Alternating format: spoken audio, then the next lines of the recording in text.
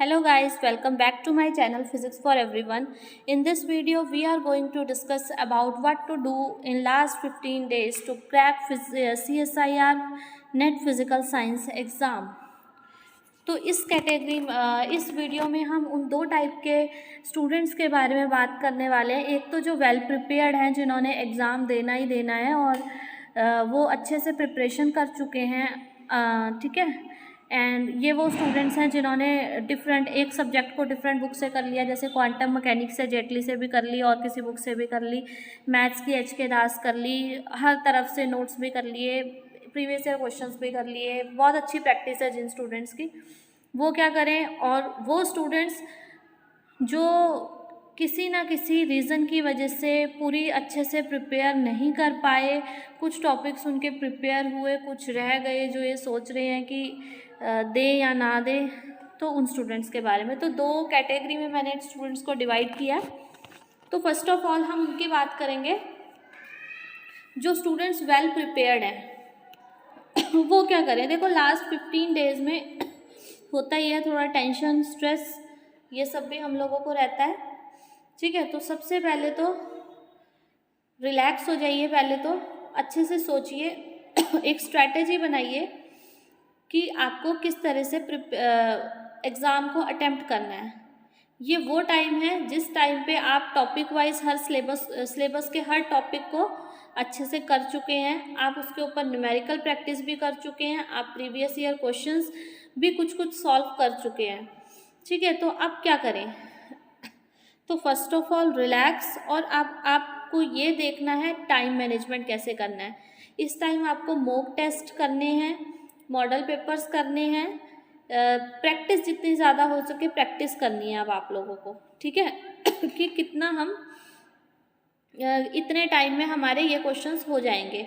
एक time set करो, alarm लगाओ और उसके अकॉर्डिंग वो एक पेपर को सॉल्व करो कि क्या इतने टाइम में हम इतने क्वेश्चंस को अटेम्प्ट कर पा रहे हैं। एक ये चीज़ देखनी बहुत इम्पॉर्टेंट है, स्पीड, ठीक है, क्योंकि काफ़ी स्टूडेंट्स का तो स्पीड की वजह से ही क्वेश्चंस रह जाते हैं करने। और यहाँ पे CSIR नेट में क्या है, 3 मार्क्स 3.5 मार्क्स के भी आएंगे, 5 मार्क्स के क्वेश्चंस भी आएंगे, ठीक है। जनरल एप्टीट्यूड भी कईयों का नहीं हुआ होगा, वो सेक्शन भी कवर करना होगा, ठीक है। तो उसके कुछ जो प्रीवियस पेपर्स में आ रखे हैं क्वेश्चंस, वो सब आप लोग इस टाइम पे कर सकते हो, ठीक है। तो prepare your last minute time table, first relax, don't panic, and then prepare your last minute time table कि आप लोगों को किस तरह से मैनेज करना है, कितने टाइम में आप लोगों को कितने क्वेश्चंस अटैम्प्ट करने हैं, कौन सा सेक्शन ABC आपको कौन सा सेक्शन कितने टाइम में कवर करना है, ये आपको डिसाइड करना है। और आपको वो एक पेपर सॉल्व करके पूरा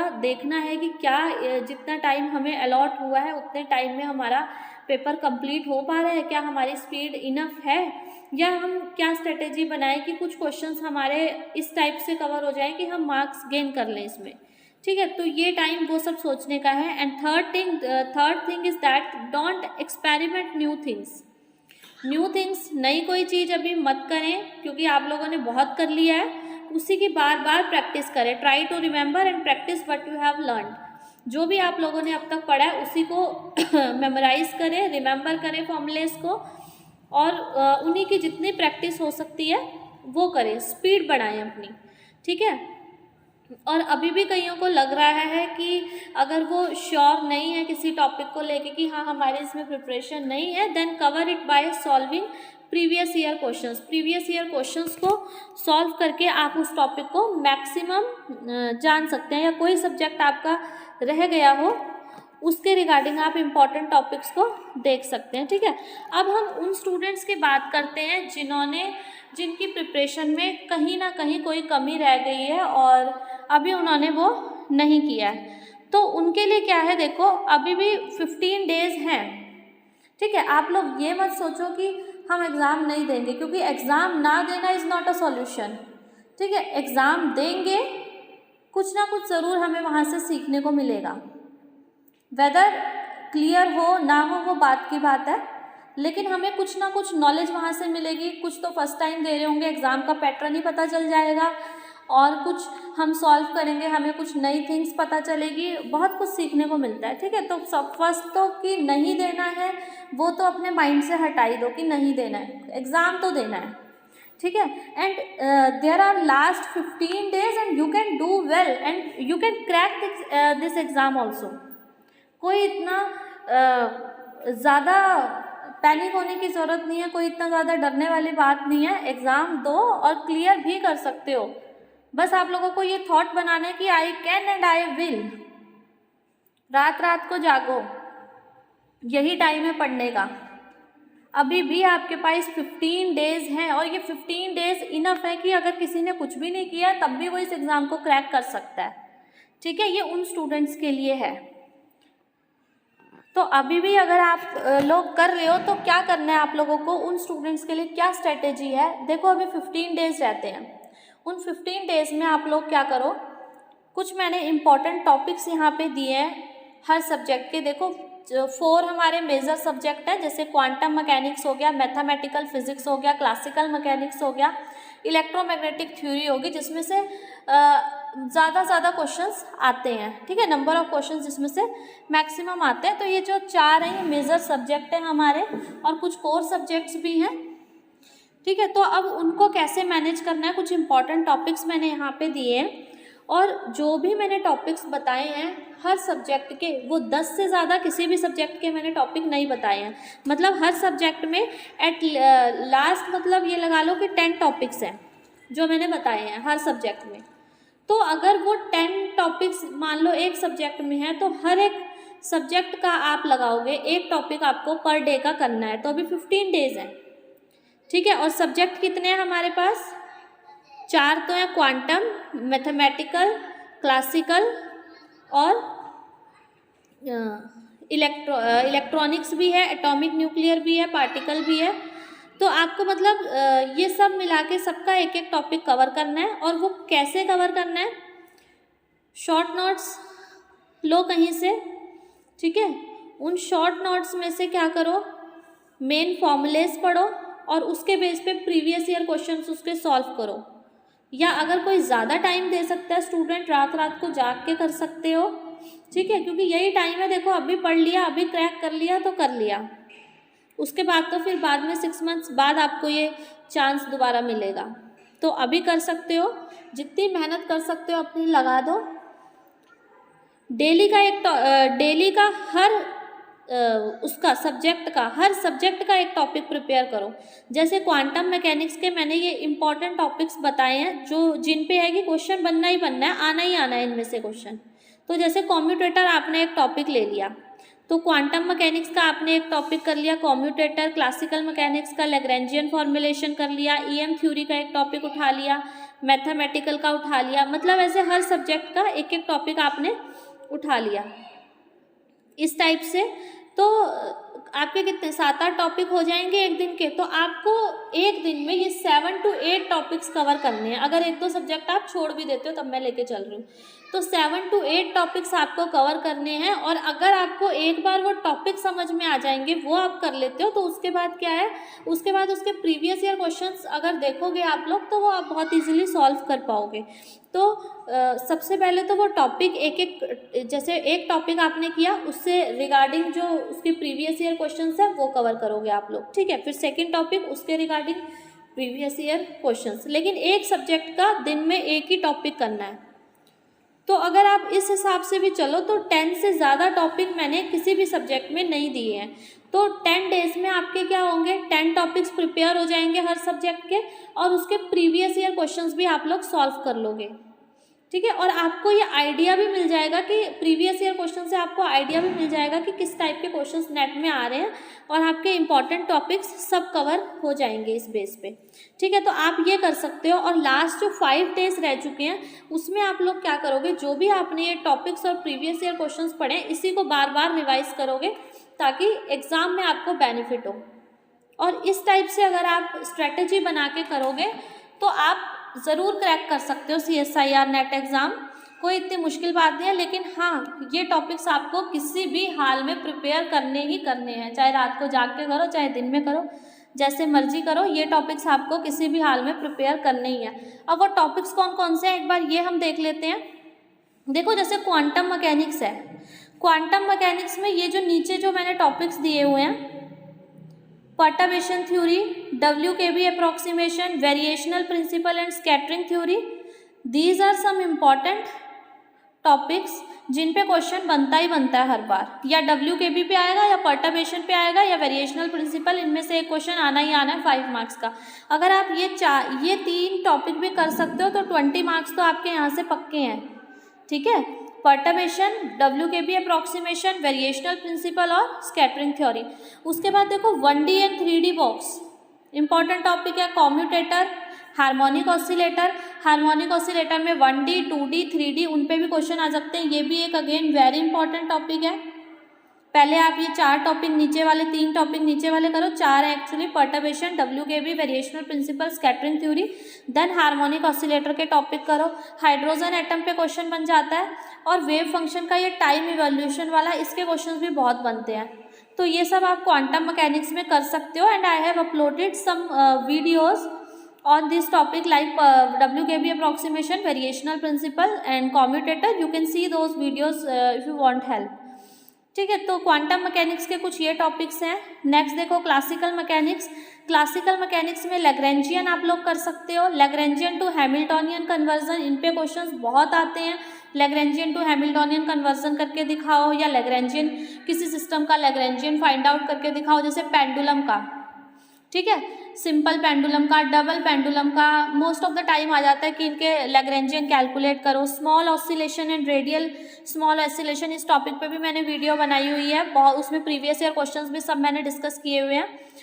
तो इस पे भी बहुत क्वेश्चंस आ जाते हैं कि आपको एक पोटेंशियल दे दिया और आपको कहा कि स्मॉल ऑसिलेशन, इसकी फ्रिक्वेंसी निकालो, किस फ्रिक्वेंसी से ये ऑसिलेट करेगा, इस टाइप का।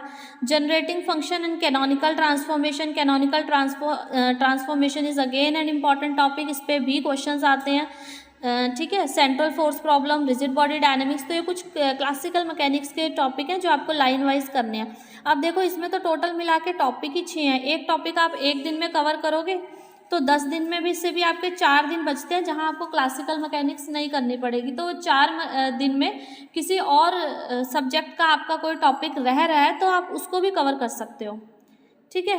नेक्स्ट देखो EM थ्योरी। EM थ्योरी देखो, EM थ्योरी में टॉपिक्स भी बहुत हैं जो इम्पॉर्टेंट है। सेकंड ये भी है कि जो EM थ्योरी से क्वेश्चन बनते हैं थोड़े टफ लेवल के बनते हैं, तो इसको आप अगर बहुत मेहनती है कोई, बहुत कर रहे हो आप, तो इसको कर सकते हो। अदरवाइज पहले बाकी सब सब्जेक्ट कवर करो, इसको छोड़ दो, लास्ट में टाइम बचेगा तो आप लोग इसको कर सकते हो।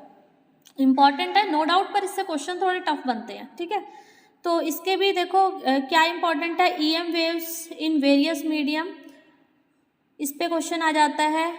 और इमेज मेथड, इस पे क्वेश्चन बन जाता है, इसमें प्लेन वाले के लिए करना है, स्फेरिकल वाले के लिए क्वेश्चंस नहीं आते हैं इतने। मल्टीपोल एक्सपेंशन है, ये क्वाड्रपोल के लिए कर सकते हो, क्वाड्रपोल पे ही क्वेश्चन बनता है। तो ये 2 अगेन बहुत इंपॉर्टेंट टॉपिक है। गॉस लॉ, कैविटी प्रॉब्लम, ये सब आता है। Current to magnetic field to vector potential, important है अगेन, ठीक है। तो ये कुछ इंपॉर्टेंट टॉपिक्स हैं जो EM थ्योरी में है, इलेक्ट्रोमैग्नेटिक थ्योरी में। Next is mathematical physics.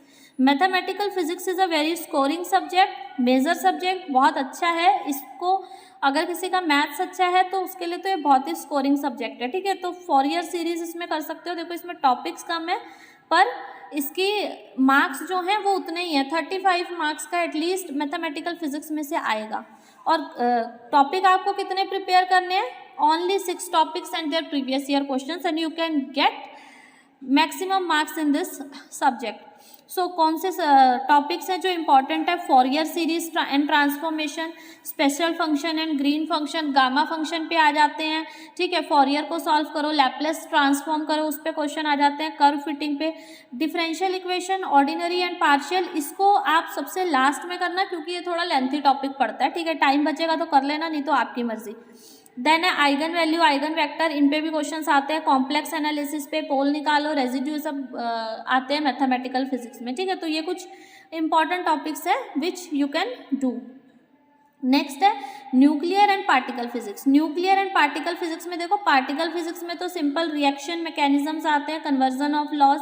जैसे हमें एक रिएक्शन दे दी और हमें ये बताना है कि इस पे कौन कौन से कंजर्वेशन लॉस फॉलो हो रहे हैं। 4 ऑप्शन दे दिए, उसमें से आपको एक टिक करना है, क्या यहाँ पे मास कंजर्वेशन है, क्या यहाँ पे चार्ज कंजर्वेशन है, आइसोस्पिन कंजर्वेशन है, कुछ इस टाइप का आता है। ठीक है, स्ट्रेंजनेस कितनी है, ये सब इसमें आता है, तो यही इंपॉर्टेंट है पार्टिकल में। तो नेक्स्ट न्यूक्लियर में देखो तो shell model, liquid drop model, magic numbers कितने किसमें हैं, ये सब आता है। Transition rules and radioactive decay, semi empirical mass formula is very important again, इस पे क्वेश्चन बनता ही बनता है।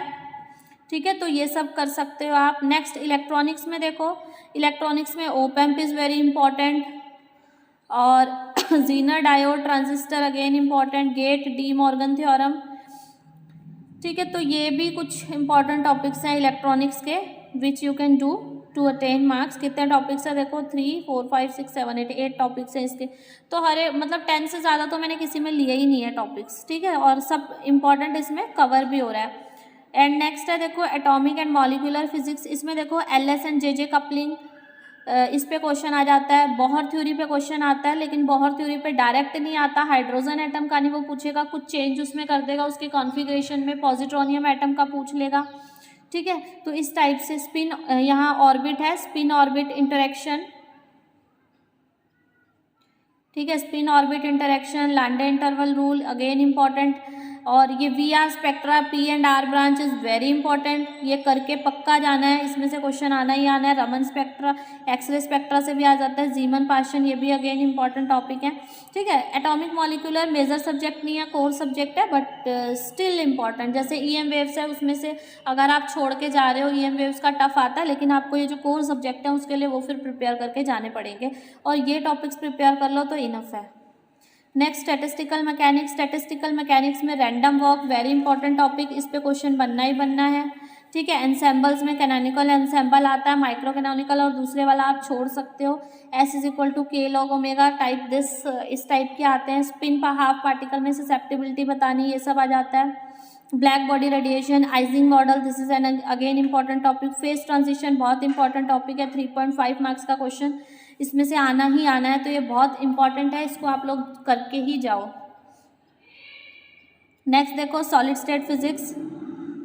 सॉलिड स्टेट फिजिक्स में देखो क्या है, reciprocal lattice, X ray diffraction, Miller indices, packing efficiency, semiconductor theory, इसी तरह लाइन वाइज करो इनको। ठीक है, थ्योरी ऑफ स्पेसिफिक हीट बहुत इंपॉर्टेंट है, इस पे CV में रिलेशन C T क्यूब, ये इस टाइप के कुछ आ जाते हैं। सुपर कंडक्टिविटी पे क्वेश्चन आ जाता है, टाइट बाइंडिंग थ्योरी पे, तो डाइफ्रैक्शन पे इस पे क्वेश्चन आ जाता है, तो अगेन इंपॉर्टेंट टॉपिक्स हैं ये।